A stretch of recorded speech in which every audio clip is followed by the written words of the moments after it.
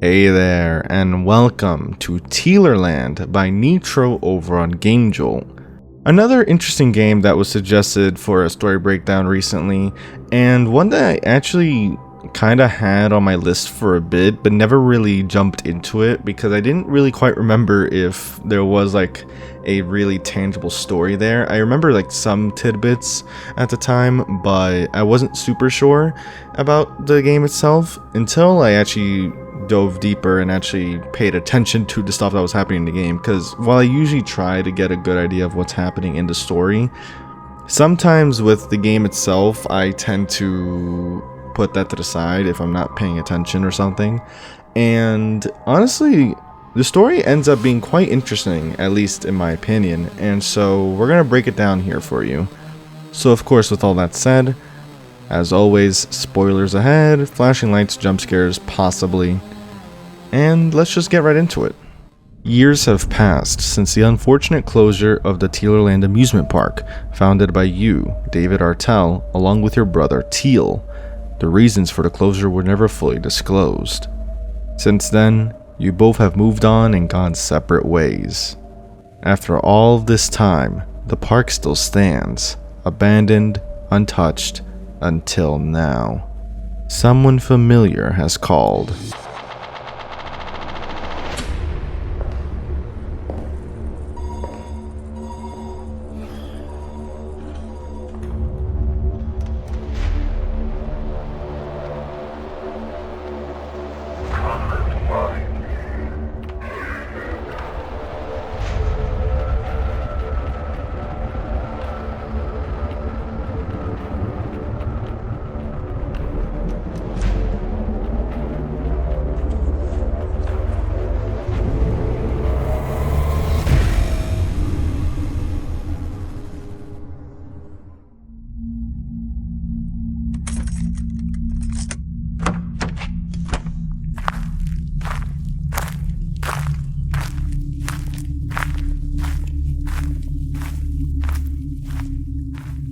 Welcome to Tealerland, your amusement park that's been left abandoned for years now and hasn't seen any guests, until now.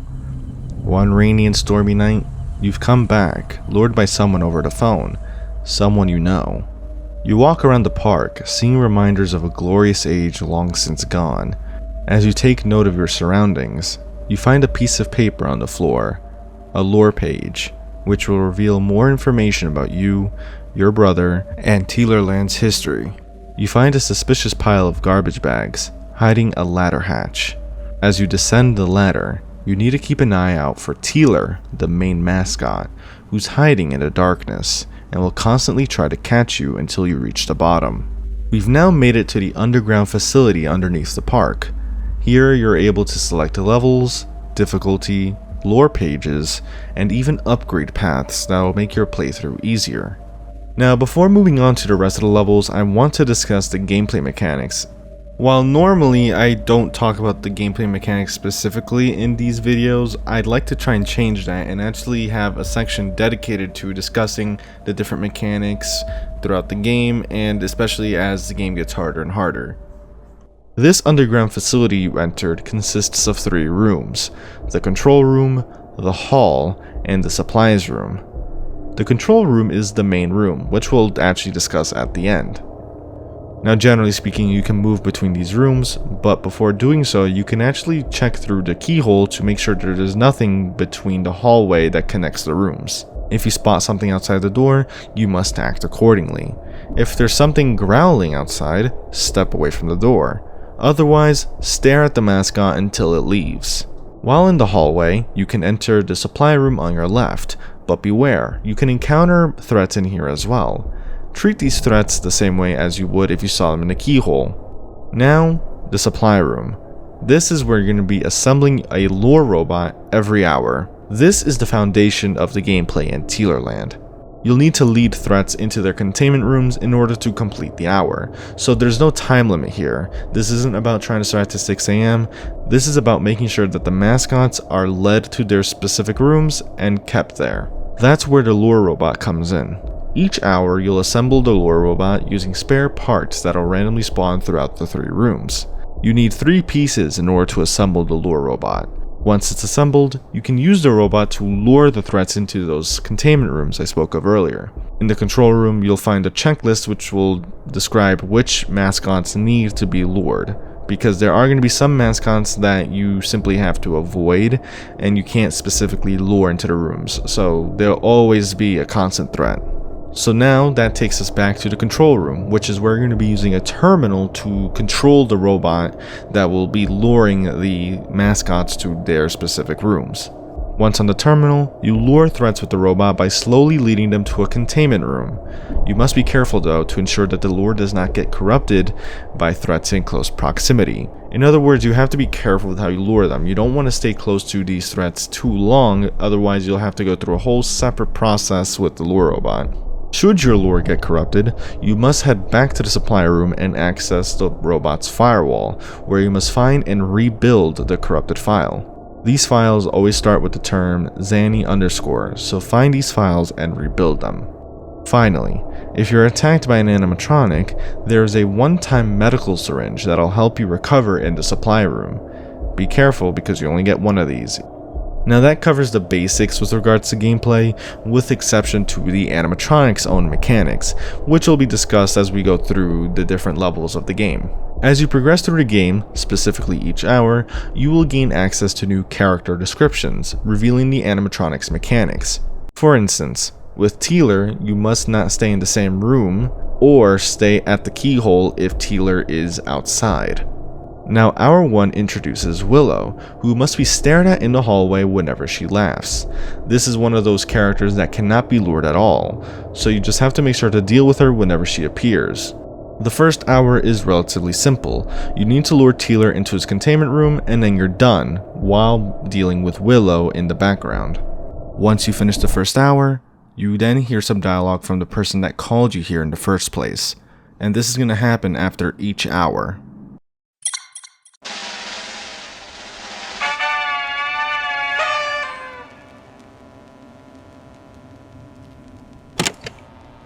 With enough effort, you can take control of anything.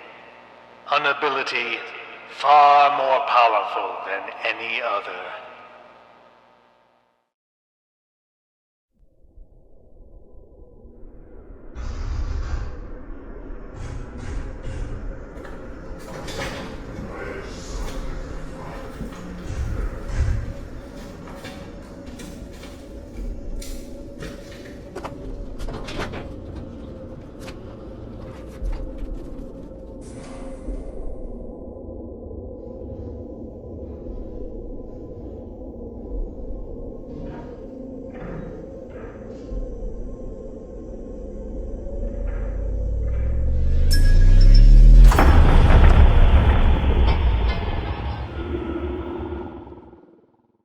So far, pretty straightforward. It seems like the caller is trying to suggest that they're able to take control of the mascots, or rather they have taken control of the mascots. After all, they did lure you here, and now all the mascots are surprisingly after you. Now, on the topic of lore pages, you can normally find the first lore page outside at the amusement park, but with regards to the others, they will normally spawn during normal gameplay on the floor during the various levels from hours 1 through 5. They'll only appear on the floor for between 30 seconds to a minute, so if you're looking out for these, you need to keep a careful eye as to not miss them. Now, if you picked up the first lore page outside on the surface, you'll learn about Zanny Corp, the founding company behind the Tealerland brand, founded by you and your brother in 1973. You are the one behind the robotics/engineering aspect of Tealerland, meaning that the park's animatronic mascots, including Tealer, are essentially your creations. However, you and your brother didn't start with Tealerland. Zanny Corp had other entertainment venues before the park. They were small cafes housing one animatronic, and Zanny Corp had a few of these locations within some states. Despite the simplicity of these locations, they were actually quite popular. This success led to the brothers' ambitions growing higher and higher, leading to the development of Tealerland. Not only was this venue much more ambitious, but the animatronics were a lot more advanced as well, sporting a new modular design, allowing for different personalities and upgrades. This way, each animatronic mascot can shine in its own way. Unfortunately for ZaniCorp, this new design would soon be their undoing. Now the second hour introduces Frill, who will bang on the door to your room until you look through the keyhole. For this mascot in particular, if you encounter them in the hallway, you must stare back at them until they back off, or stare at them through the keyhole until they back off. This is another threat that can be lured, and will be included in your checklist from here on out. His machines have far greater potential than what they were made for. Sitting in this facility, rotting away. I will put them back together. So right off the bat, this is making me think that this person that's talking is Teal, mainly because from the first lore page, we know that Teal didn't want to go into the entertainment business at first, right, with these animatronics. He had different ideas for the company, but David was the one who pretty much steered this whole ship into Tealerland, animatronic cafes, etc. And we know that this caller has a greater plan for these mascots, and this is pretty much why he inevitably put them back together. This is also someone with knowledge of the underground facility within Tealerland, so assumingly it has to be someone with close knowledge of the company's assets. So the idea of it being the co-founder, Teal, David's brother, is definitely strong. Overall, Tealerland has had a successful start, one of the company's most profitable locations yet.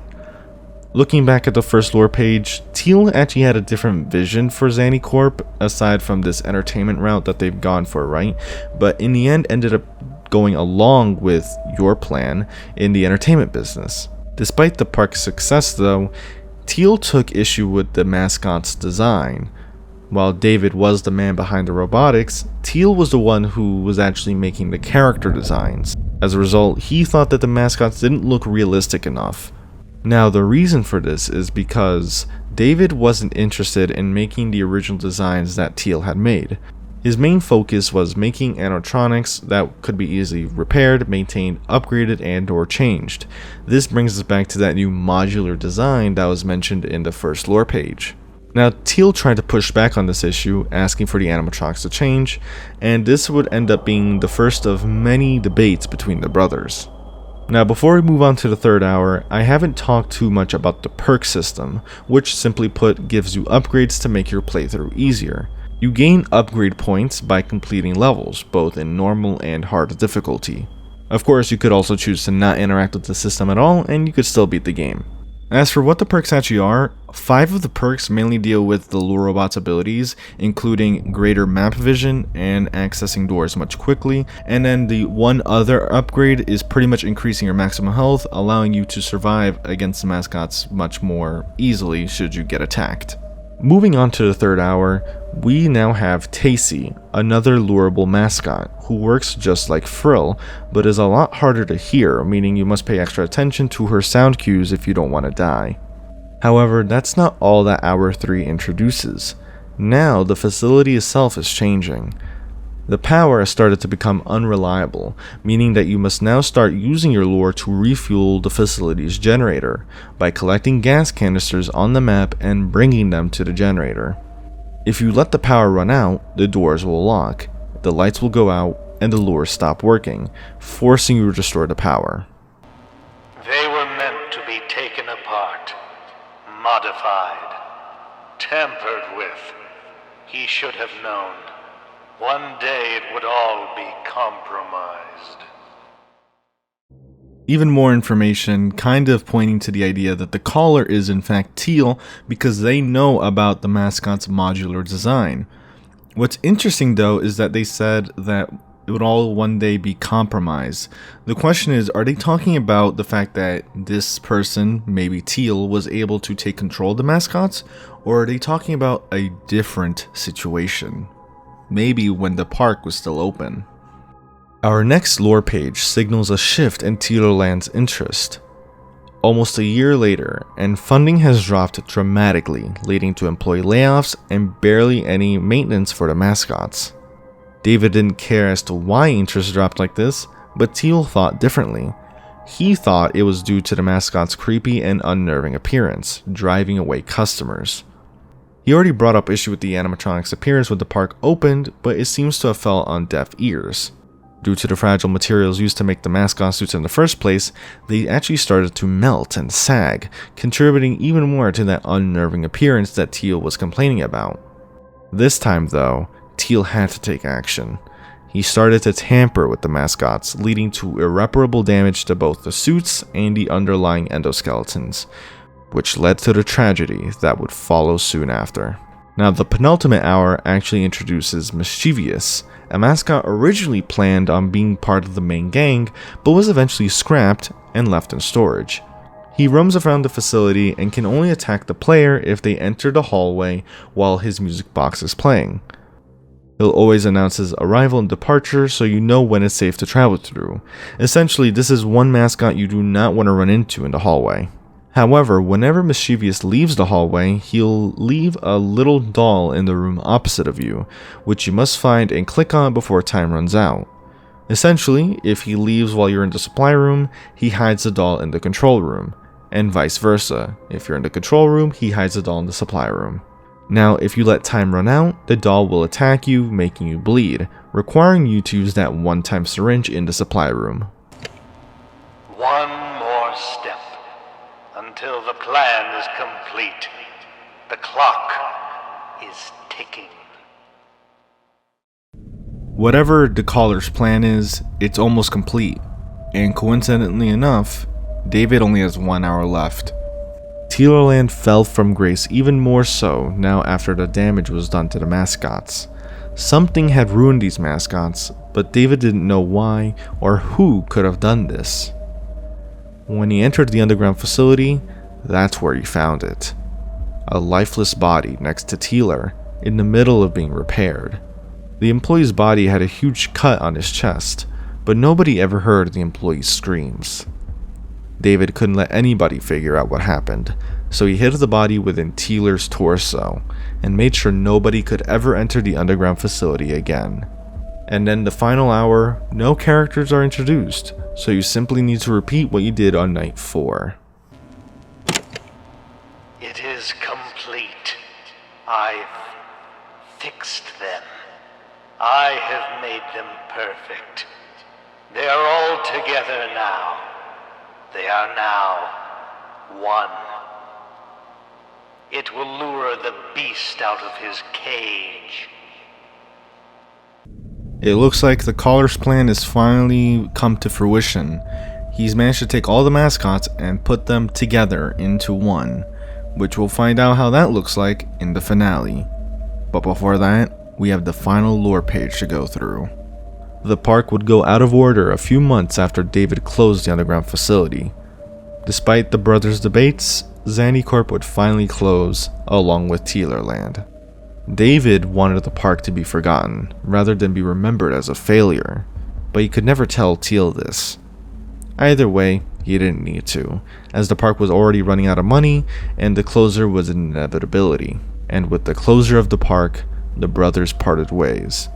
Zanicorp would go on to be sold to an unknown buyer shortly after, but Tealerland would remain untouched and abandoned for a decade. That seemed like it would be the end, but Teal wouldn't let go. He couldn't. He broke into the park and went down into the hidden facility, where he discovered the corpse David had covered up months ago. Due to this discovery, he decided to teach David a lesson. He took control over his brother's creations thanks to leftover blueprints.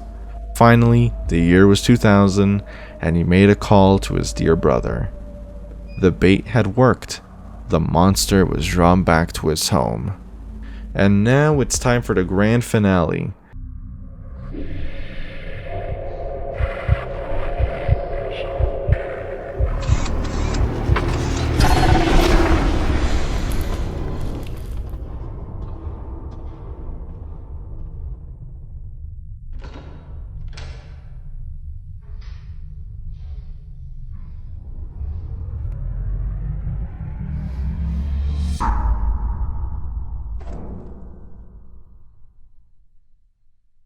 They've become one creation now.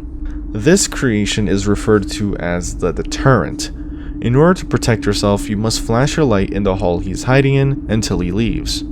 Pay attention to the sound cues in order to find out where he's hiding. In order to attack the deterrent, you must use the terminal behind you. Essentially, you have 4 rooms with 4 generators.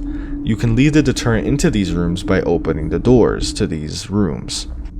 Your goal is to charge these generators to 100% while the deterrent is inside of the room, and you need to do this for all 4 generators in order to fully destroy it. Once it's destroyed, you can finally leave the facility.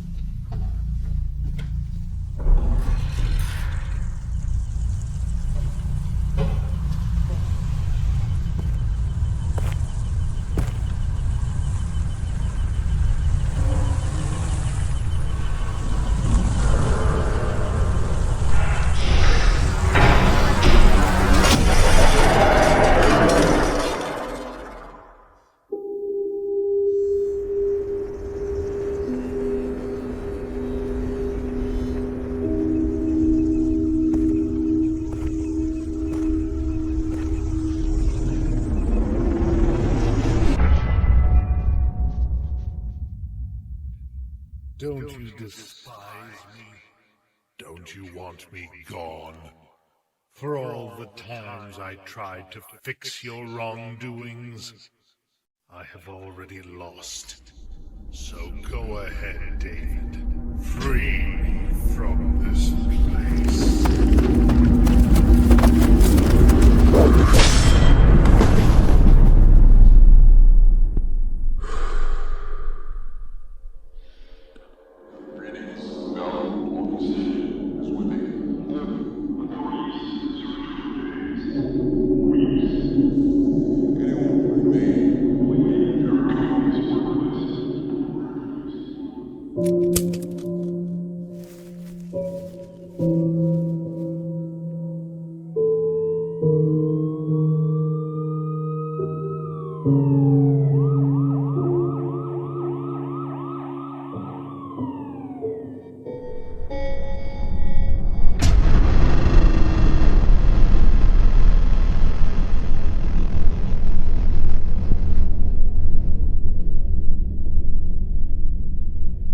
And so the credits roll on what was a pretty interesting ending for Tealerland, David killing Teal. When we take a look back throughout the story, right, we have these 2 brothers who pretty much started Zanny Corp, right? They had animatronic cafes, which were pretty successful, and this pretty much led to Tealerland and its grand opening. However, this is where the start of her conflict began, right? Initially because Teal had a lot of issues with regards to the mascot's designs. We know that David made them modular in design so that they could be easily upgraded and changed, and we also know that he took a cost-effective route when it comes to developing these animatronics, and this pretty much led to them kind of deteriorating over time. Now, Teal blames David for what seems to be the failure of Tealerland, right? He pretty much puts all the blame on him, but at the same time we know that Teal tampered with the animatronics themselves when he doesn't really have the technical know-how, right? Or at least not to the same level that David does, even though obviously in this game Teal clearly shows that he's able to take control of them. So it's kind of hard to attribute how much at fault is Teal at with regards to the failure of Tealerland. If anything, this is kind of like, in a way, you decide who was really at fault here. Was it David for his initial flawed designs, right, trying to be cost effective, or is it Teal for trying to get in the way of David's designs when he's pretty much the expert, right? And then of course we have that dead employee. Who's really at fault for his death, right? Was his death caused by Teal's tampering? Teal certainly didn't treat it as such. If anything, he pretty much blamed David for everything, even though he clearly knows he messed around with the animatronics. So It's a bit of an interesting conflict, right? Essentially, David has as much reason to blame Teal as Teal has enough reason to blame David. So it's kind of like you decide who is at fault for everything that's come to pass in this game. And I think that's an interesting way to look at the story. At least that's how I understand it from everything that we've covered here so far. And so with that said, of course, great job to Nitro for this story because it was a pretty interesting story, and I'm glad that it's kind of open-ended in that sense. Now that we've finished the main story, what's left? First, let's go back to the extras, where we can see the final 2 entries for characters finally be revealed. We have T-Lore, the lore bot we used, and the Deterrent, which is described as Teal's answer to our T-Lore. Essentially, the deterrent was meant to force us back to the surface where we'd have to meet Teal, which makes it sound like Teal expected David to survive his encounter with it. And finally, we have David himself, but we have no information on him, which is kind of ironic considering that's us. So now that we've covered the rest of the character bios, what else can we do? For one, if you've played through all the levels on normal difficulty, you can try to give yourself a challenge by attempting the game in hard mode. If that's not enough of a challenge for you, you can also do Custom Night, where 720 difficulty reveals a secret ending and unlocks the biography information for David. Now first, let's talk about the secret ending.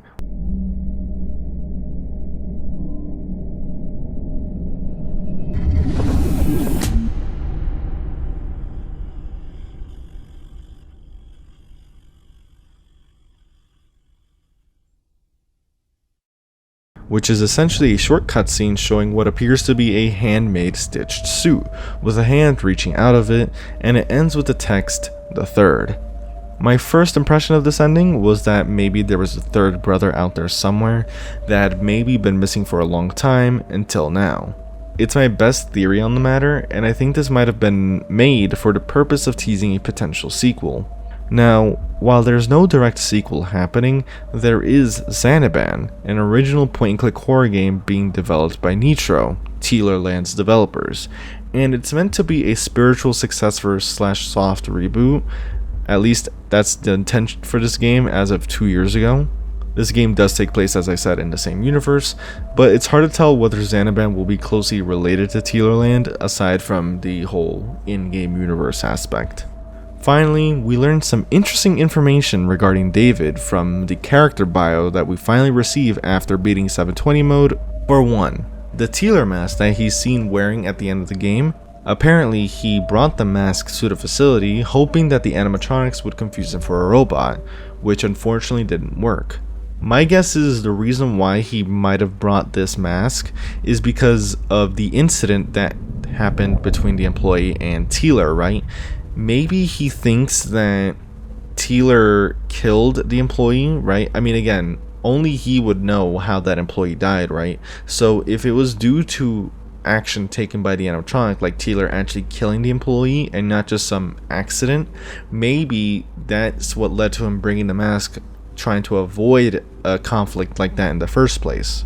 It's also revealed that as he spends hours in the facility fending off the mascots, his state of mind started to wane and decrease over time. Understandably so, given the circumstances. This explains why he killed Teal so easily at the end of the game. Of course, we then learned that David was indeed caught, and is currently living out the rest of his sentence in a prison cell. If I had to contest 2 issues I have with the story, it's one, why did Teal go through all of this to punish David? I mean, it seems like an odd step for Teal to take, but not the biggest issue. I think mainly, the only thing that really confused me is the fact that Teal gave himself up literally, right? He literally tells David to just end it all, you know, kill Teal specifically, and that's such an odd point in the story. I don't understand why Teal, you know, went to that extreme, right, to tell David to do that. It's kind of odd, especially when you consider the fact that the whole purpose of the deterrent is to make David leave the facility. It's kind of weird. It's like he lured David to the facility, that didn't work, right? The mascots couldn't kill him, so he was like, alright, now make sure he gets out of the facility. kind of weird. I'm not super sure what to say about that in particular, but at least in general, the main structure of the story, pretty much how they got to this point in the first place, it makes sense for the most part, aside from what I mentioned, Teal's whole shtick about blaming David for pretty much everything, despite the fact that Teal certainly has to have some blame given what's happened. And with that said, I guess I have a little note about Tealerland, and it's that this is quite a unique, great fan game, because from a gameplay aspect, it is obviously very unique, right? There isn't really another fan game that plays in the way that Tealerland does, luring animatronics to containment rooms with a robot that you have to assemble. I mean, it's a pretty unique aspect, and for this game to have both unique gameplay and a rather interesting story, I think overall helps this game stand out pretty nicely, and it kind of makes sense why this game is so popular, one of the most popular fan games I've seen on Game Jolt overall, and I'm glad to have finally covered it for a story breakdown. Of course, whenever Xanaban comes out, I will definitely be checking it out, just to see what Nitro's up to, I suppose, and I'm curious to see how that goes. But with all that said, I hope you did enjoy. If you did, leave a like, subscribe, all that good stuff. Lets me know you're enjoying the content and want to see more of it. The game will be in the description below as always. Great job to Nitro. Best of luck with, Xanaban. And with that said, I'll see you in another video. Take care.